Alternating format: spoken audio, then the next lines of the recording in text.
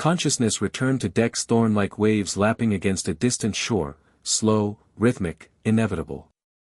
His eyelids felt heavy as lead panels from his engineering kit, and every breath sent sharp reminders through his ribs that something had gone terribly wrong.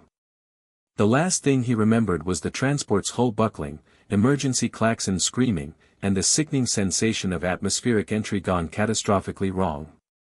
The air around him smelled different, cleaner somehow, with an undertone of something floral he couldn't identify. Not the recycled atmosphere of a human settlement. As his vision slowly focused, he found himself staring up at a curved ceiling made of what appeared to be living wood, its surface glowing with a soft bioluminescent pulse. "Easy," came a voice, melodic and accented in ways that made his universal translator work overtime. "You've been still for 3 days. Your body needs time." Dex turned his head toward the sound and felt his breath catch. Leaning over him was the most striking woman he'd ever seen, though "woman" felt like an inadequate term. Her skin held a pale purple hue that seemed to shimmer in the organic light, and dark curls framed a face with features both alien and achingly beautiful. Most captivating were her eyes, large, expressive, with an intelligence that seemed to see straight through him. "Where?" he started, his voice coming out as a croak. "Safe," she said, pressing a cup of cool liquid to his lips. "You crashed on Bethra Prime. I am Vela of the Nightwind clan." Her fingers were gentle against his jaw as she helped him drink, and he noticed they were longer than human fingers, ending in what weren't quite claws but weren't quite nails either. The liquid tasted like nothing from Earth, sweet with a hint of electricity that seemed to energize him immediately. As clarity returned, he noticed Vela wore clothing that appeared to be woven from the same bioluminescent material as the ceiling, form-fitting and practical yet somehow elegant. "The others from your ship," Dex began. Vela's expression grew solemn. "You were the only survivor I could reach in time. The wreckage fell into the Crimson Canyon." She leaned closer, her unusual eyes studying his face intently. "But in saving my life during the crash, you have done something remarkable." "I don't remember." She placed a finger gently over his lips, silencing him. Her touch was warm, electric. "When the debris was falling, you pushed me clear of a massive hull fragment before it could crush me. You nearly died doing it." Her voice dropped to an intimate whisper. "You're ready now." Dex blinked, confusion mixing with an unexpected surge of attraction to this alien woman who had apparently saved his life. "Ready for what?" Vela's silver eyes held secrets as she sat back, her pale purple fingers tracing patterns in the air, some kind of nervous habit, Dex realized. The bioluminescent shelter pulsed gently around them, responding to her emotional state. "Among my people, there exists an ancient rite called the Kethmaran, the trial of sacrifice and survival," she began, her voice taking on a formal cadence. "When one risks their life to save another during mortal peril, it creates a sacred bond recognized by our elders." Dex struggled to sit up, his healing ribs protesting. Vela immediately moved to support him, her touch sending unexpected warmth through his chest. "I don't understand. I just acted on instinct." "Instinct guided by honor," she said, her face closer to his now. "You didn't hesitate, even knowing it could mean your death. That's selflessness." She paused, searching for words in his language. "It marks you as worthy." "Worthy of what, exactly?" Dex found himself studying the elegant curve of her neck, the way her dark curls caught the organic light. Vela's cheeks darkened to a deeper purple, apparently the alien equivalent of blushing. "Of becoming my chosen mate. My political consort." She met his startled gaze directly. "I am daughter to the Nightwind clan's war chief. What you did has bound us together in the eyes of my people." The weight of her words hit him like another crash landing. "Wait, you're saying that because I pushed you out of the way, we're married?" "Not yet," Vela said softly, her hand coming to rest on his chest. "But the bond exists. And there are expectations." Her fingers traced small circles over his heart. "My clan will want to see proof of your readiness to stand beside me. To be worthy of a warrior's daughter. Dex felt his pulse quicken under her touch. What kind of proof? Vela leaned closer, her breath warm against his ear. The kind that requires you to be fully healed first. Her lips brushed his jawline, just below his ear. The kind that will show my people you can protect me, and pleasure me, as a true mate should. Heat flooded through Dex's body that had nothing to do with his injuries. And if I'm not ready for that? Vela pulled back to look at him, her eyes intense. Then you would bring shame to both our houses. But I have watched you heal, watched your strength return. Her hand moved lower on his chest.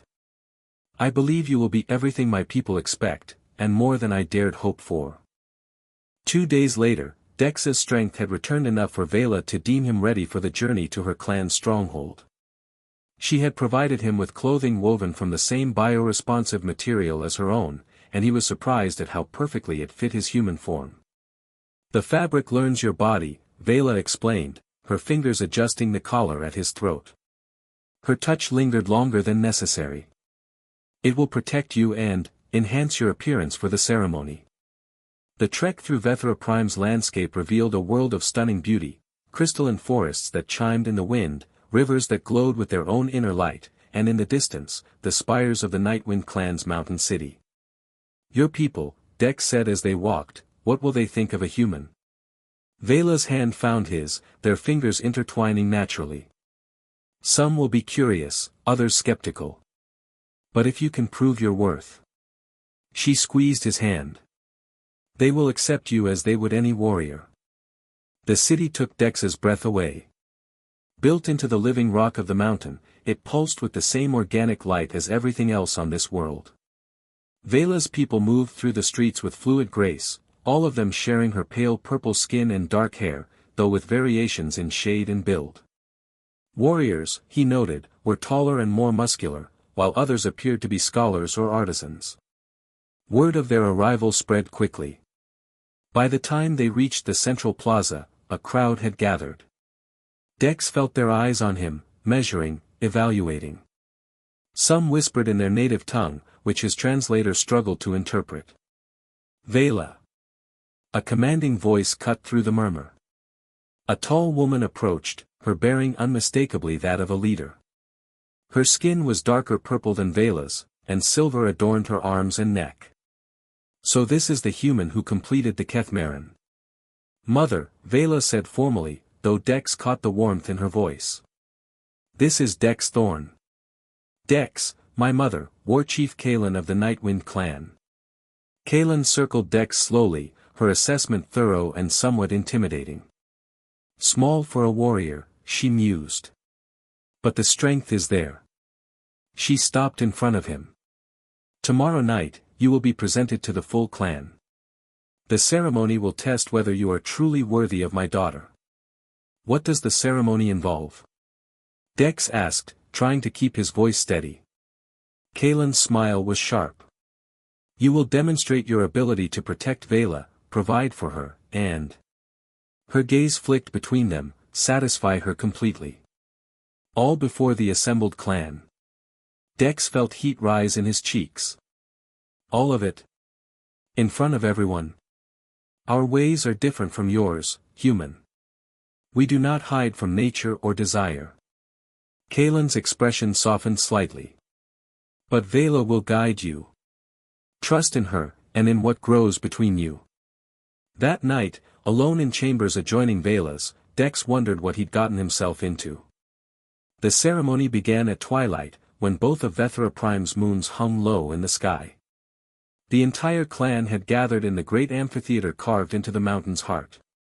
Dex stood before them wearing ceremonial robes that seemed to shift and flow like liquid starlight, his nervousness barely contained. Vela appeared at the amphitheater's edge, and Dex's breath caught. She wore nothing but intricate body paint that swirled across her pale purple skin in patterns that seemed to move in the firelight. Her dark curls were adorned with crystalline ornaments that chimed softly as she walked. The first trial, War Chief Kaelin announced, is protection. Warriors emerged from the shadows, surrounding Dex with training weapons. His engineering background had given him basic combat skills, but these were seasoned fighters. Still, as they advanced, something primal awakened in him. The thought of anyone harming Vela unleashed a fury he didn't know he possessed. He fought with desperate intensity, using his smaller size and human unpredictability to his advantage. When the last warrior yielded, the crowd murmured approval. Vela's eyes shone with pride and something deeper. The second trial, Kalen continued, is provision. This test required Dex to demonstrate his ability to support a mate, not just physically, but intellectually and emotionally. He spoke of his engineering skills, his knowledge of technology that could benefit their people. But more importantly, he spoke of what he'd learned about Vela in their brief time together, her intelligence, her compassion, her strength. She doesn't need someone to provide for her, he said, looking directly at Vela. She needs a partner who can match her spirit and support her ambitions. The crowd's approval was warmer now, but Dex knew the final test would be the most challenging. The third trial, Kalen's voice carried clearly, is the proof of passion. Vela moved to the center of the amphitheater, extending her hand to Dex. As he approached, she whispered, "Trust me. Let me show you our ways." What followed was intimate yet reverent, a dance of desire witnessed by the clan but somehow made sacred by their genuine connection. Vela guided him through their customs, her touch teaching him how to please her in ways that honored both their cultures. Her soft moans and gasps of pleasure echoed in the amphitheater, but there was no shame, only celebration. When she cried out his name in the height of passion, her body arching against his, the clan erupted in approval. They had seen not just physical compatibility, but emotional intimacy, the foundation of a true union. As they held each other in the aftermath, both breathing hard, Warchief Kalen's voice rang out, "The human has proven himself worthy. Let the bonding be complete." Dex looked into Vela's silver eyes and saw his future reflected there. The morning sun filtered through the crystalline walls of their shared chambers as Dex woke to find Vela already awake, her silver eyes studying his face with quiet intensity. 6 months had passed since the bonding ceremony, and their intimacy had only deepened with time. "The Earth delegation arrives today," she said softly, tracing patterns on his bare chest. "They'll want to take you home." Dex captured her wandering hand, bringing it to his lips. "And what does my clan wife think I should do?" "I think," Vela said, shifting to straddle him, her pale purple skin luminous in the morning light, "that my husband should listen to his heart." She leaned down to kiss him, slow and thorough. But first, he should listen to his body. Their lovemaking was different now than during the ceremony, less desperate, more knowing. Dex had learned every sensitive spot on her alien form, how to make her gasp and arch beneath him. When she cried out his name, it was with the intimacy of true partnership, not performance. Afterward, as they lay entwined, Vela spoke quietly. "I'm carrying your child, Dex." His hand moved immediately to her still flat belly. "Are you certain?" "The clan healer confirmed it yesterday. A hybrid child, the first of our kinds." Her voice held wonder and slight fear. "This changes everything." That afternoon, the Earth delegation arrived with pomp and protocol. Captain Morris, a stern woman with gray hair, sat across from Dex in the clan's meeting hall. "Mr. Thorne, you're listed as killed in action. Your survival is miraculous." It was, Dex agreed, glancing at Vela who sat beside him. "But I'm no longer the same man who crashed here. Regardless, you have obligations. Family, career, your whole life is back in human space." Dex stood, drawing Vela up with him. "Captain, I'd like you to meet my wife, Vela of the Nightwind clan. We're expecting our first child." The captain's eyes widened. "You can't be serious. This is temporary madness, some kind of alien influence." "It's love," Dex said simply. "The kind that changes everything." Later, as the delegation prepared to leave empty-handed, Dex found himself back in the chambers where he'd first awakened. Vela entered, wearing the same bioluminescent gown from that day. "Any regrets?" she asked. Dex pulled her close, his hands roaming her curves with familiar passion. Only that I didn't crash here sooner. He kissed her neck, making her shiver. Though I think I need to prove my readiness again. Again. Vela laughed, her fingers working at his clothing. You proved that months ago. Then let me prove it every day, Dex whispered against her skin, for the rest of our lives. As they moved toward their bed, Vela whispered the words that had started it all, you're ready now. And finally, completely, Dex was.